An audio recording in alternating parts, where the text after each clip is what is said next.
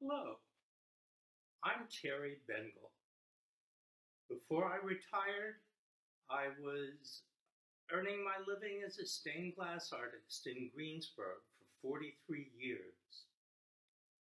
I got my degree at the University of Pittsburgh, attending classes at night in 1980. In 2015, I was named Distinguished Alumnus. I'm here with you to talk about a tradition we have here on the campus of UPG.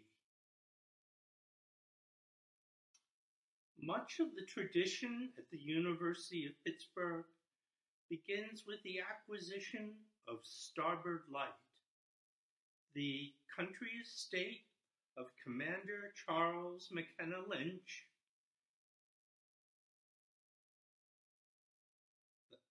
the house, built in the Tudor Revival style known as Stockbroker Tudor, was designed by local architects in 1924 and expanded in 1935. In the English Renaissance period, the technology to produce large sheets of glass did not exist. In order to fill large openings to admit light to architectural spaces while keeping out the weather, panels made of small pieces of glass joined together with lead channels was common.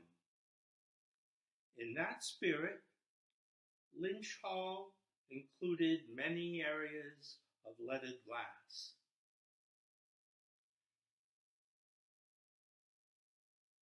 Particularly in the breakfast room, which was part of the new addition in 1935, these small areas of vignettes, little country scenes made of lead and glass, using very little paint for details, were influential to me. I continue to use this style in my work today.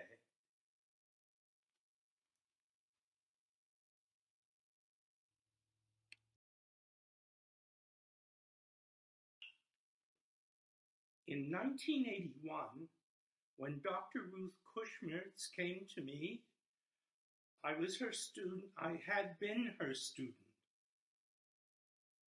And she wanted to solve the problem of a frequently traffic-damaged leaded diamond pane glass panel in the front entrance door. Well, more leaded glass was definitely called for. The university's coat of arms was the right choice of design to make this beautiful building our home.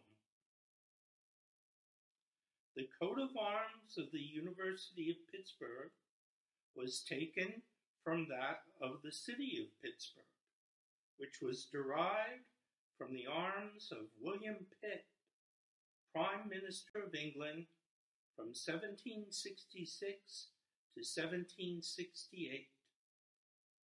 He was also Chancellor of the Exchequer. Therefore, his arms bear a checkerboard, used for counting money. The three circles are called bezants in heraldry. They represent coins. Most of the glass was handmade by Youghiogheny Art Glass in Connellsville, PA. The spun glass rondels making the bezants were made by Blenko Glass in Milton, West Virginia.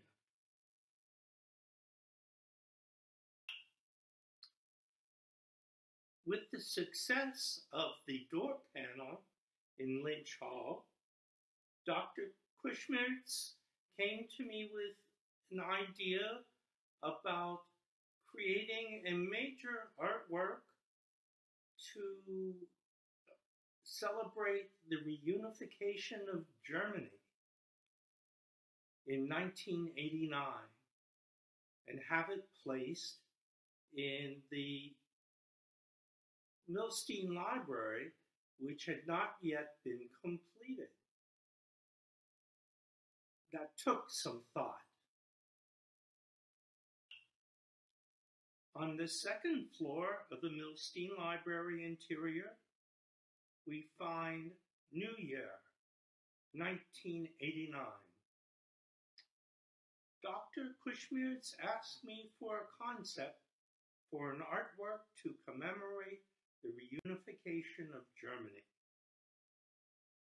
I saw it as the history of East meeting West in a certain location at a certain time under dynamic circumstances. The left-hand section represents the West, the right hand, the East. Starting at opposite ends, there are trees representing the original state of nature, which produced humanity on both sides. As culture develops, we discover architecture. In the West, the Cathedral of Cologne, Germany. In the East, St. Basil's Cathedral in Moscow, Russia. We see modern technology develop in the form of an airplane in the West and a speeding locomotive in the East, heading toward collision. Storm clouds of war form with streaks of lightning as missile-like forms aim at the other side. Concrete slabs are risen upright to form the wall that divided the people. In 1990, the Berlin Wall collapsed. In the rubble, a flight of doves is released, hopefully to return to the trees and usher a new dynamic of peace and understanding of the natural world.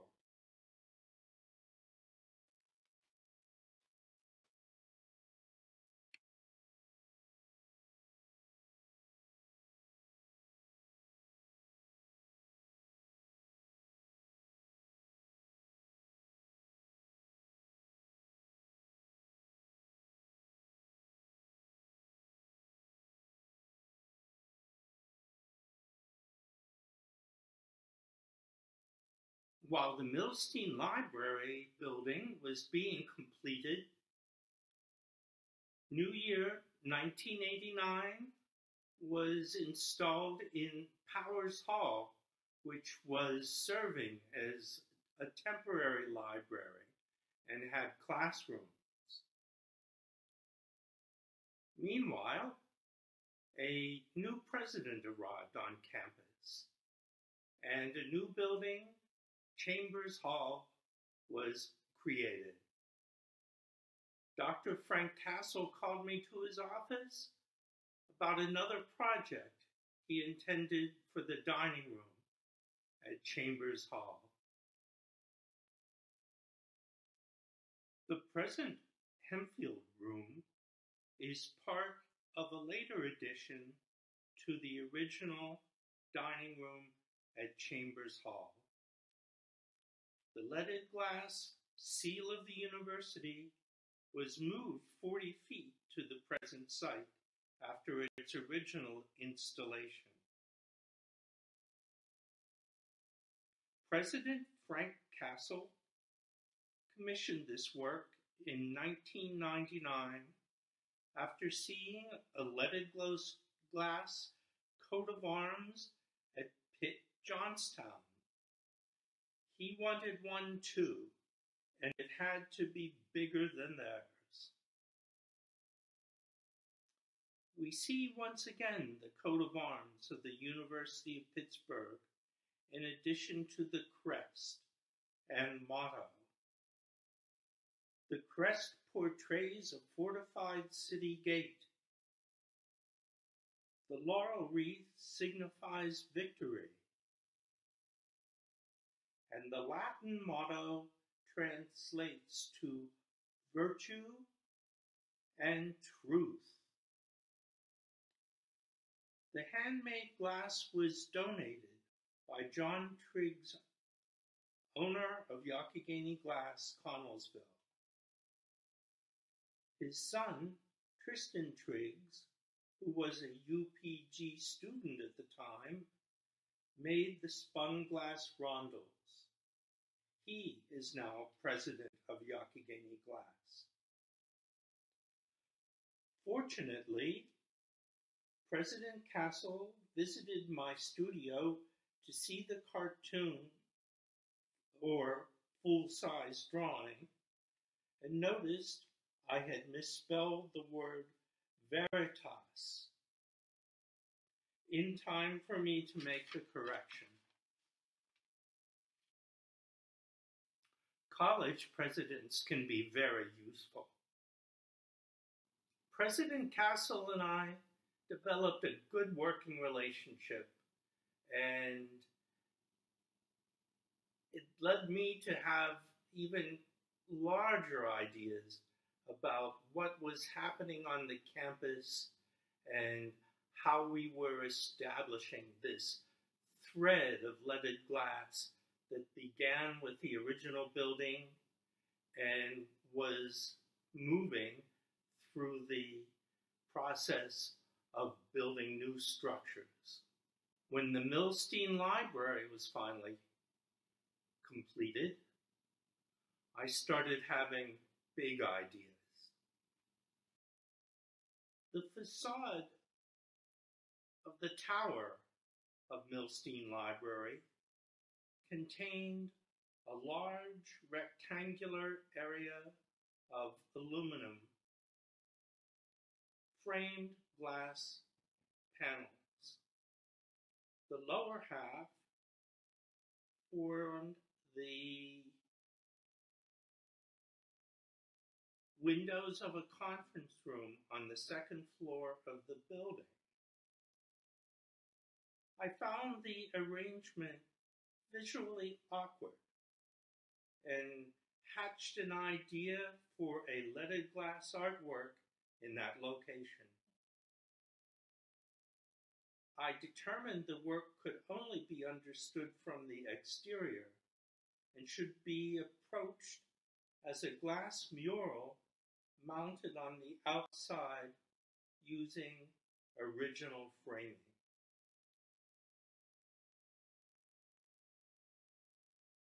I asked Dr. Pat Duck, director of the library, what room was behind the upper glazed sections.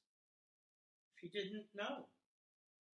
So we went up to the attic and discovered a concrete block wall facing that direction. The maintenance department had no idea what was behind the wall. So we removed one of the blocks and discovered a void space above the conference room ceiling.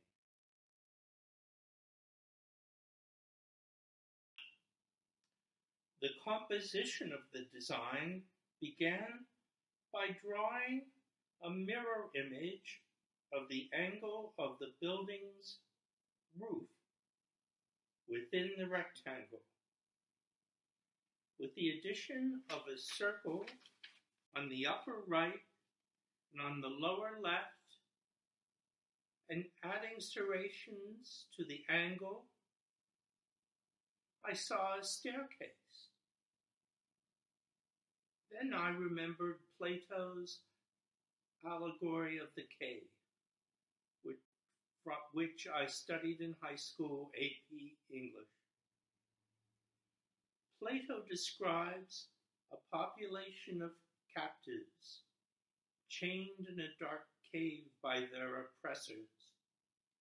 The only light is provided by a fire behind them that casts the shadows of certain objects the rulers hold up before it against the wall. This manipulated reality is the only perception the captives have of their world. It is propaganda used to control the population, much like television or social media today. One captive breaks his chains and escapes. He climbs upward and emerges to the beauty of the natural world. He climbs higher to observe and wonder at the mysteries of the cosmos. Enlightened, he returns to free his fellow countrymen and leads them upward. I took my concept and drawing to President Castle completely coldly. To my great surprise, he said he wanted me to do it. The Milstein family okayed the project. Dr. Paul Chu, one of the original UPG faculty members and founding director of the Westmoreland Museum of Art, said he would help raise funds for the project. He didn't live to see the work completed, and the window was dedicated in his memory.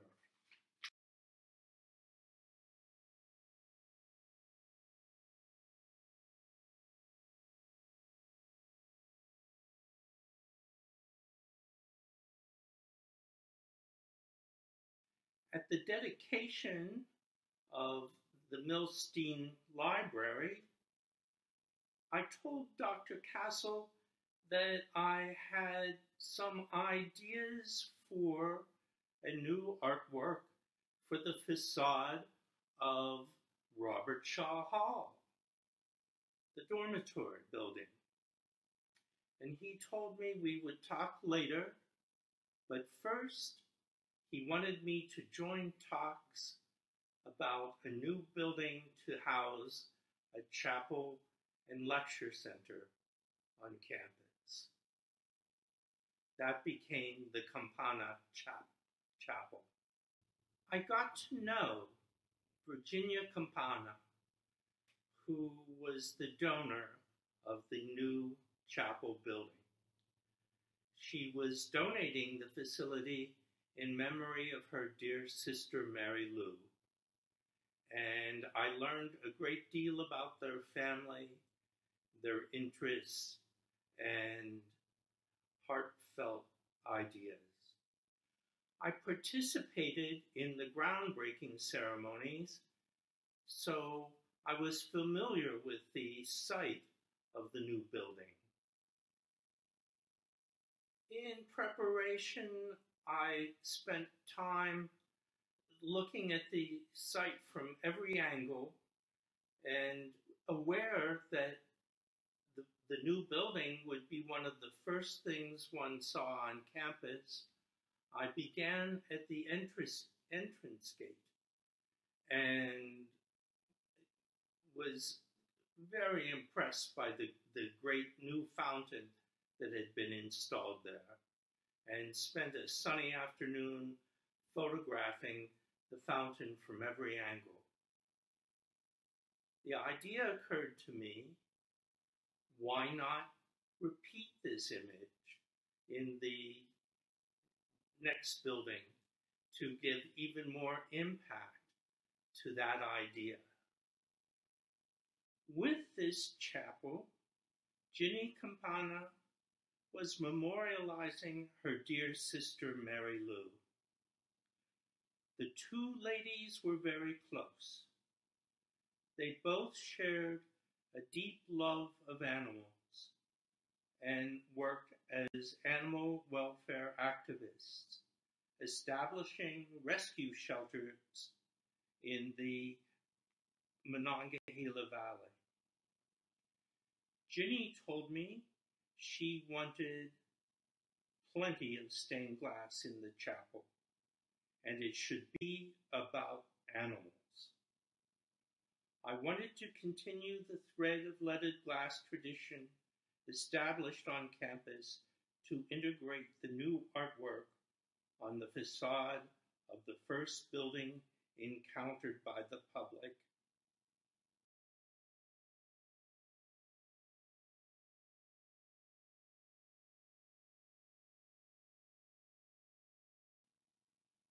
At the entrance gate, we have the magnificent fountain of water. A day of photographing the jets and spray in dazzling sunlight led me to repeat the idea and create the composition of the new project.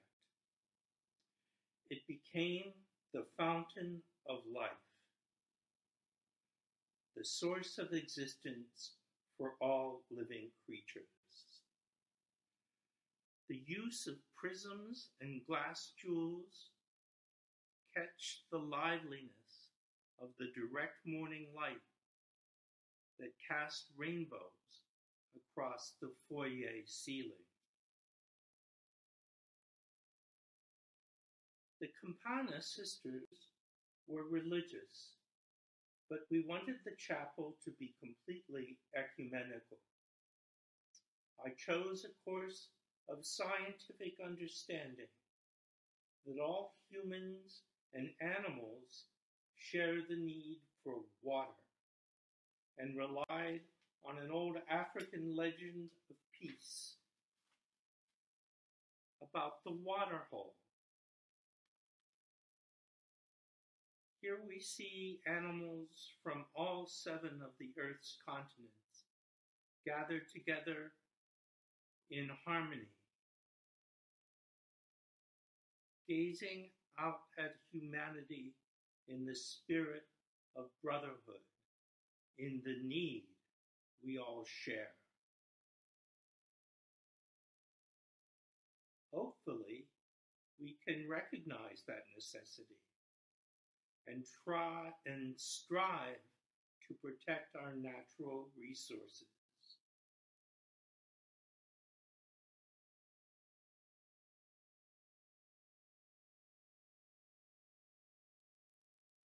Among the wild creatures, we can see portraits of the Campana's cats and Manchester Terrier. My Chihuahua puppy, Leo, was with me as I drew the cartoon in the school gym, and he found his way into the window next to the lion. I count 55 animals in all, including the Joey in the kangaroo's pouch, the penguin chick on her father's feet, and the platypus near the UPG bobcat. We are all in this together. The river formed by the waters of the fountain flow outward and lead us to the Auditorium Chapel. This project was the first one where I used a computer heavily to gain access to thousands of photographs of wildlife that I was able to find the poses necessary to put in the composition. The river began in the foyer of the chapel flows into the auditorium, where it becomes an ocean. Waves of undulating forms provide a bass note, ostinato, for a musical theme. Above the waves, we see fanfares of prisms and beveled glass stars, which provide music to bring the bride down the aisle, for I knew that this chapel would be used for weddings and wanted to provide a backdrop to support those activities. Within the waves at the bottom of the windows, we see the double helix spiral of DNA, our biological link to the animals that show that humans and animals and all nature are linked together and deserve respect, protection, and everlasting appreciation. Thank you for your attention. I hope you enjoyed the tour. Goodbye.